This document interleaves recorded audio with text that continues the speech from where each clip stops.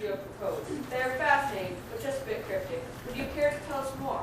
Is that what you meant, Nathaniel? Or did you simply not know how to broach your distrust of me until Dow exonerated his euphemistic phraseology? Are you hoping that Dow rescued your cyanide? Yeah. As I thought, so be it. At the risk of insulting various intelligences up here and out there, I will elucidate how my reasons for not being in a play are not only valid, but absolutely correct. My first reason, Abraham Lincoln. Abraham Lincoln, long recognized as one of our greatest presidents, was killed in a theater by an actor after watching a performance. Does that make sense now, Nate? Yeah. My second reason, overgrown zucchini. At various points in history, audiences' pleasure at a poor theatrical performance have been expressed by the throwing of overripe vegetables. Given the psychological nature of fashion, such a tradition could well return. If, while performing a play, one were clobbered by a giant vegetable as substantial as overgrown zucchini, one could be rendered unconscious, perhaps even comatose. Any questions? No. Mia's reason the third, conjunctivitis, also colloquially known as pink eye.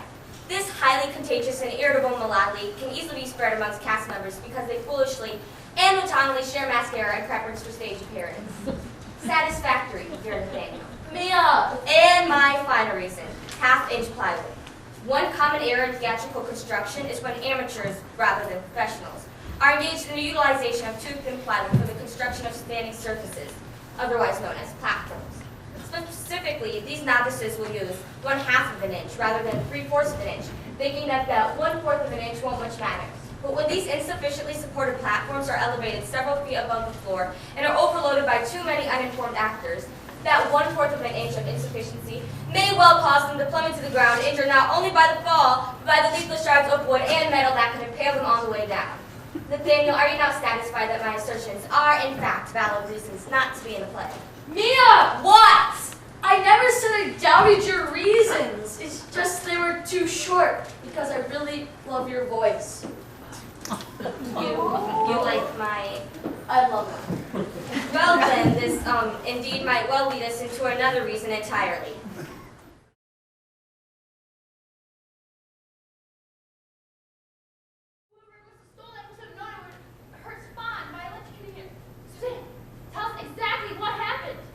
Well, darling, when Stefan and I went back to our room, he told me he was going to take a bath. Both baths tend to help relieve his tension. And I told him he could do whatever he wanted because I didn't want to look at his lying cheek's face. I decided to give myself a facial because my skin was feeling a little dry. Healthy skin is essential for actors, you see. I applied my facial mask and put cucumber slices over my eyes to help get rid of the puffiness. Then I laid down in bed. The next thing I knew, I heard a sizzle and a pop. I took the cucumber slices off of my eyes and saw that the lights were out. As I made my way toward the bathroom, someone brushed past me and ran out of our room. Did you see who it was?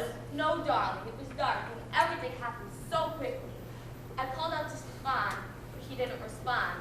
When the lights came out a moment later, I saw why. We found this next to the bathtub was the fire.